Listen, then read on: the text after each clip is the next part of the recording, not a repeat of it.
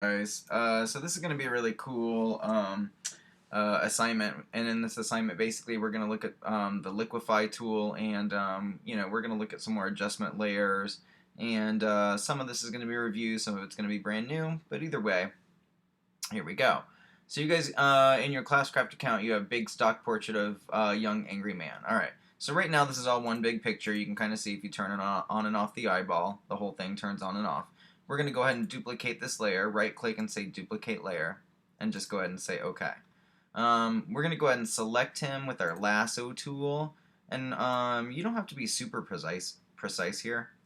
Just kind of go around the figure, don't chop off any of his hair, kind of like that, and then go across the bottom. Alright, and once you drop the lasso tool and it reconnects and you get your marching ants around him, go ahead and right click, and we're going to do a content aware fill. Alright, so make sure this says content aware and say OK.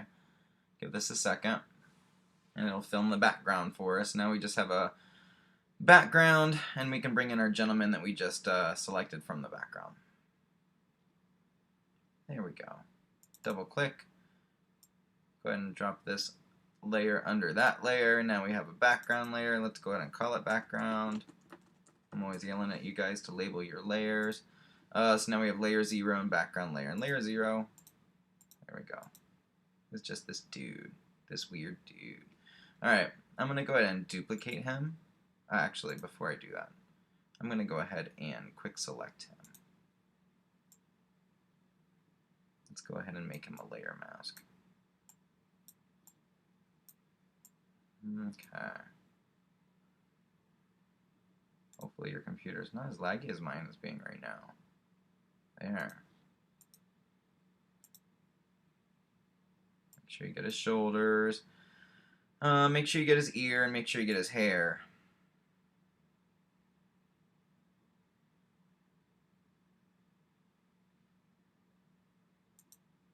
There, okay. Now I think I have them all selected here, but I'm gonna do something called refine edges in just a second anyway. That's gonna help a little bit. So I'm gonna go up here and I'm gonna say select and mask. I'm gonna select the second tool down on the left hand side that says refine edges, and I'm just gonna kind of go over the hair just like that, and you can't really see what you're doing because my computer's a little laggy, but it's just kind of selecting the rest of the hair that we might not have gotten with the quick select tool. Alright, and then let's go ahead and say mask. You shouldn't have to do this actually, it should actually just put your mask in there for you. Right click and duplicate this layer. We're going to go ahead and click on the mask and right click and say apply layer mask. Alright, and now you can kind of see we have a layer with no background whatsoever that we're going to basically puppet warp. We're going to call this displacement layer. Let's duplicate this. Call this one displacement layer. And call this one like dude or man. That's the actual torso. Go ahead and select displacement. Go to the top and say filter and say liquify. This is cool. You're going to like this. Alright, so the way liquify works is with pressure and brush size. Alright, you have some tools over here. The first tool here is called forward warp tool. Second one down is called reconstruct tool. Then you have smooth tool, twirl clockwise tool, pucker tool, and bloat tool. These kind of do opposite things of each other there. Push left tool, freeze mask tool, which is really cool. Thaw mask, face tool, hand tool, zoom tool. Alright, we need this first tool called forward warp. We want our brush size to probably be like between 3, 4, 500 or so, and we want our pressure to be up at 100. Alright, pressure just basically says that when we grab things, we're going to grab a lot of it instead of just a little of it. So when we grab his hairline and pull it off to the side, we're going to grab a lot of it and pull it off to the side. And that's what you want to do. So go ahead and start pulling. Be careful, don't pull his eye and stretch his eye out. You can grab his ear and his hair and stretch that out to the side. Eventually we're going to make it look like these are just kind of particles. Alright.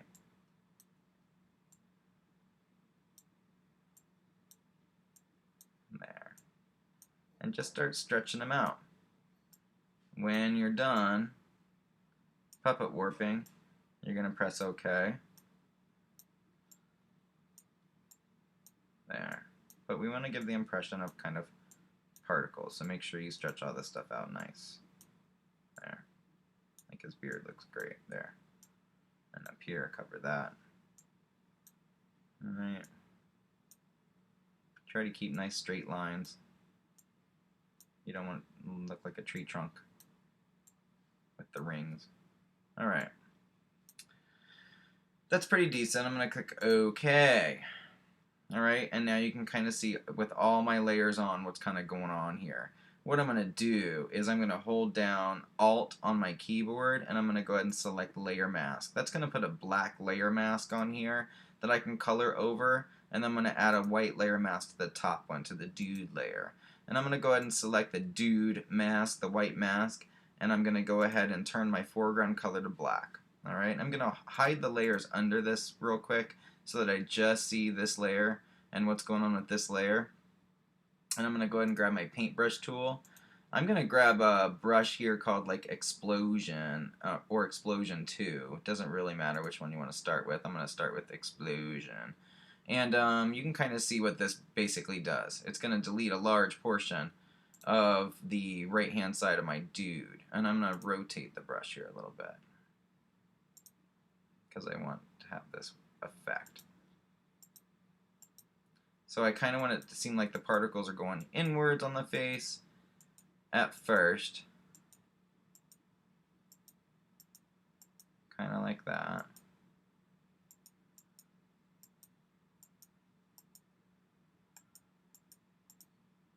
There. That's kind of cool. And I'm going to go ahead and switch brushes real quick too. You don't want to do too much here, but I also don't want it to look like I'm doing everything with one brush. There. Just to give it a little bit more noise.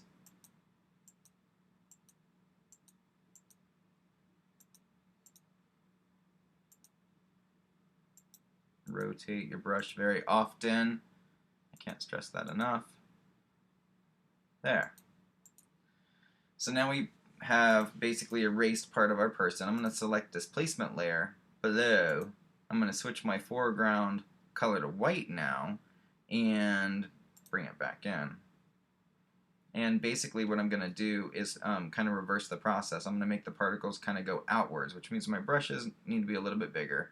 I'm also going to switch my brush back to my original brush here and rotate that.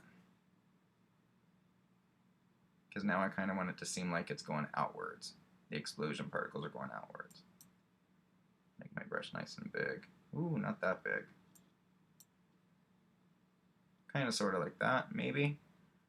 You'll see why I'm being so picky here. Just remember, you always have an undo button. There, kind of like that.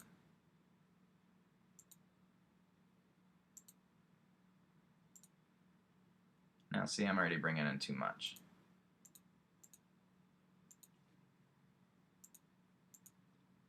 Like I didn't want to bring in that much of, I just want to bring in more particles. So my opacity is right now set to 53. Let's try it this way. Let's try to go in from this side. That's kind of cool. Although I don't like that last thing I did, step backwards again. Alright, I'm going to pause the recording, and you kind of just have to play around with your brush. Alright, and so I'm just kind of playing around with my colors, and you can kind of see here I have my displacement layers look like they're kind of a mess. But you want to rotate your brushes very frequently. You want to make sure your brushes are nice and big in certain places and then nice and small in other places, so you can bring in certain textures. Play around with your opacity as well. That controls like how light or dark your pieces are going to appear on the actual canvas. Alright?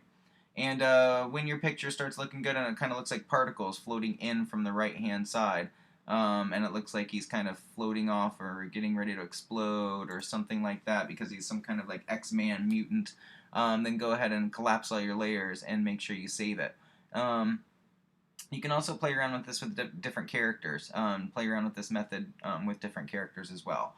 Alright, and that's Photoshop Lesson 9. A little bit about puppet warping. We're going to get into more with puppet warping in the next lesson.